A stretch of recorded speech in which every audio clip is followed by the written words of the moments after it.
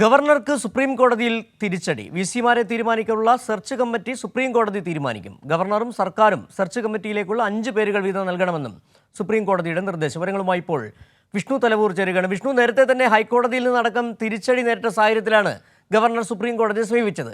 ഇന്ന് സുപ്രീം കോടതി ഇക്കാര്യത്തിൽ വ്യക്തത വരുത്തിയിട്ടുണ്ടോ? ഈ സെർച്ച് കമ്മിറ്റിയെ നിശ്ചയിക്കാനുള്ള അധികാരം ആർക്കാണ്?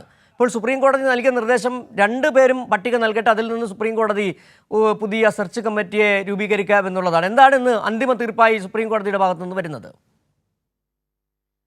സിജു, ഇന്ന് ഇത്തരത്തിൽ വാദം നടക്കുന്ന സാഹചര്യത്തിൽ ഗവർണർക്ക് വേണ്ടി ഹാജരായ അറ്റോർണി ജനറൽ സുപ്രീം കോടതിയിൽ വാദിച്ചത് ഇത്തരത്തിൽ സെർച്ച് കമ്മിറ്റിയെ തീരുമാനിക്കാനുള്ള അവകാശം അല്ലെങ്കിൽ അധികാരം ഗവർണർക്കാണ് എന്നൊരു കാര്യമാണ് ചൂണ്ടിക്കാട്ടിയത്. പക്ഷേ സംസ്ഥാന സർക്കാർ അതിനെ ശക്തമായി എതിർക്കുകയും UGC ചട്ടം അനുസരിച്ചുകൊണ്ട് സംസ്ഥാന സർക്കാരിനാണ് ഇത്തരത്തിൽ സെർച്ച് കമ്മിറ്റിയെ രൂപീകരിക്കാനുള്ള അവകാശമെന്നതടക്കം സംസ്ഥാന സർക്കാരും ശക്തമായി തന്നെ ഇന്നൊരു വാദമുഖം മുന്നോട്ട് വെച്ചു. എന്തായാലും സുപ്രീം കോടതി ഗവർണറെ വാദമുഖങ്ങൾ മുഖവിലക്കെടുക്കാൻ തയ്യാറായിട്ടില്ല എന്നതാണ് ഈ ഘട്ടത്തിൽ നമുക്ക് പറയേണ്ടി വരിക. ജസ്റ്റിസ് പർദിവാല ഉൾപ്പെടെ ചൂണ്ടിക്കാട്ടിയത് ഇത്തരത്തിൽ സംസ്ഥാന സർക്കാരിനാണ് ഈ സെർച്ച് കമ്മിറ്റി രൂപീകരിക്കാൻ അവകാശമുള്ളത് എന്നൊരു വാക്കാൽ പരാമർശം പോലും കോടതിയിൽ നിന്ന് ഉണ്ടാവുകയും ചെയ്തു. എന്തായാലും അതിനുശേഷമാണ് ഇത്തരത്തിൽ സുപ്രീം കോടതി ഒരു സമവായത്തിലേക്ക് എത്തണം, ഇരുകൂട്ടരും സംസ്ഥാന സർക്കാരും അതോടൊപ്പം തന്നെ ഗവർണറും ഇത്തരത്തിലൊരു സമവായത്തിലേക്ക് എത്തണം എന്നൊരു നിർദ്ദേശം മുന്നോട്ട് വയ്ക്കുകയും